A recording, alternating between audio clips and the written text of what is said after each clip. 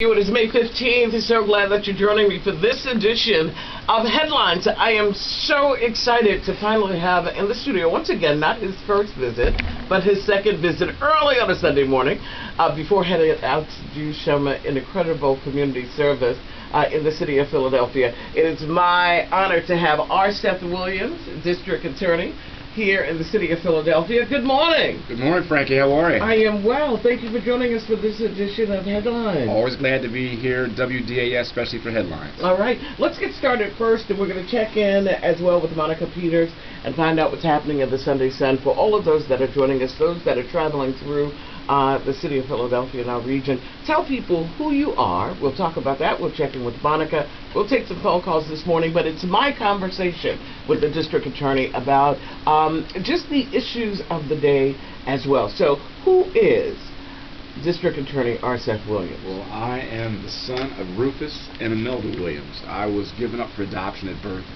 so I lived in an orphanage. I lived in 2 foster homes, but God had something better in store for me, and I was adopted by a wonderful family, and that made all the difference in my life. And my father was a school teacher. He taught at Sulzberger Junior High School, 33 years here in Philadelphia. Every night he came home, we had dinner. He made sure I did my homework. He took a nap. Then he went to his second job. He worked at a recreation center, the Cobbs Creek Recreation Center, every night from 6 p.m. to 10 p.m. And he ran a day camp every summer at Fairmount Park. And I tell people that even though I'm the DA, I know my father did much more to prevent crime than I ever will, because he made a direct impact in the lives of kids and was a great role model to them. My mother was a secretary at the Philadelphia Naval Shipyard. She was the executive secretary to the commanding officer. So people say there was a new admiral every 3 years, but my mom was in charge. She was in charge. Yeah. She didn't want it to happen, nothing happened. Yeah. My father didn't drink, didn't smoke, didn't curse. My mom did all those as often as she wanted. So it was a great... So you have a little bit of both. The yin and the yang. And so I grew up in Cobbs Creek, neighborhood of West Philadelphia. It's Cobbs Creek Parkway, 63rd Street, between Catherine and Webster.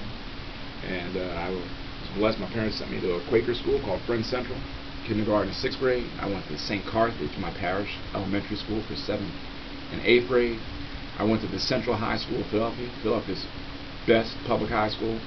I graduated there June the 17th, 1985. I tell people I went on to West Point after that, so I had a full scholarship to go to the United States Military Academy at West Point. I was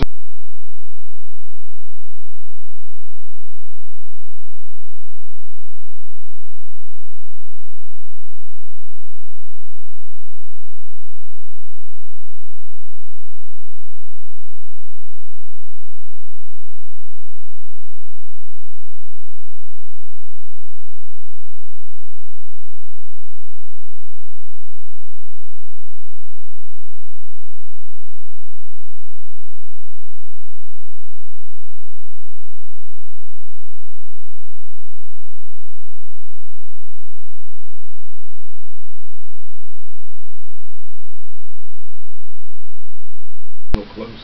And I was proud that I ran a campaign that I thought was just about the issue, about trying to stop the gun violence in Philadelphia, about trying to make the system better and to be more fair.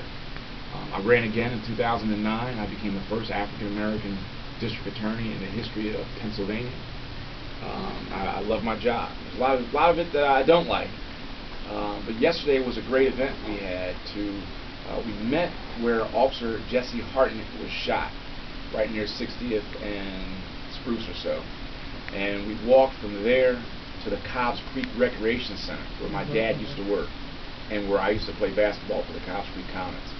We had police officers, assistant DAs, community folks, and kids sitting in small circles just talking about stuff, so that the kids could see we have much more in common than we have that separates us. And then after that, we had a basketball clinic, and then a basketball game, law enforcement against the kids.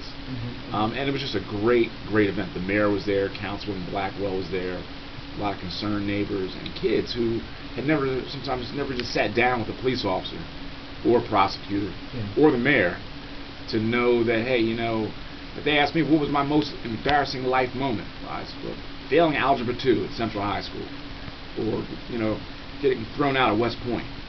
When the kids see the DA got thrown out of West Point, yeah, every time every time you could read something about my bio and say something positive, there's about 10 failures that got me there.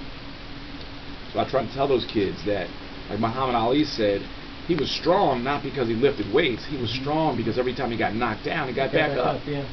And so if my life testimony to those kids can be helpful to them and say, hey, I messed up lots of times.